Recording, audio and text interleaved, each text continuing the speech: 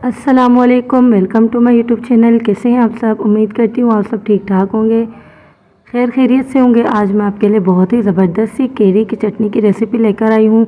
आइए देखते हैं हमने ये रेसिपी किस तरह बनाई। सबसे पहले मैंने जो है प्याज को 3 से 4 अदद ले लिया था और उसको मैंने स्लाइसेस में काट के वो जो है मैंने रख लिया था। अब मैं इसको अपने हाथों की मदद से पीस लूँगी।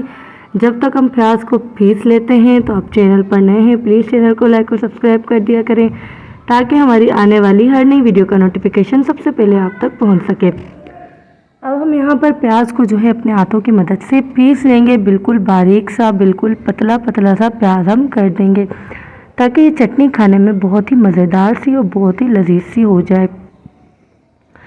ये रेसिपी आप ज़रूर ट्राई कीजिएगा, आपको ये रेसिपी बहुत ज़्यादा पसंद आएगी। प्याज को मैंने अब यहाँ पर बिल्कुल बारीक बारीक सा पीस लिया है। इसके बाद मैंने 2 अदद केरी ले ली थी। 2 अदद मैंने ताज़ी केरियाँ ले ली थी और इनके जो छिलके हैं उन्हें मैंने उतार दिया था। केरी के छिलके उतारने के बाद 2 अदद मैंने हरी मिर्चें ले ली थी और 4 से 5 जो है गड्डी लहसुन की ले ली थी। अब यहाँ पर मैं जो है इन तमाम को भी अच्छे तरीके से अपने हाथों की मदद से पीस लूँगी। बिल्कुल बारीक बारीक सा पीसना है, बहुत ज़्यादा पतला बहुत ज़्यादा मोटा नहीं करना। फिर यहाँ पर मैंने जो है लाल मिर्च पाउडर 1 चम्मच जितना ऐड कर लिया था।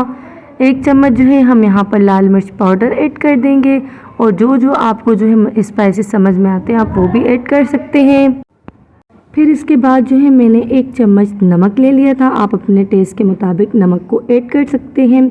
अब इनको भी मैं जो है अपने हाथों की मदद से इसको भी पीस लूँगी ताकि ये स्पाइसेस भी इसमें अच्छे से ऐड हो जाएं।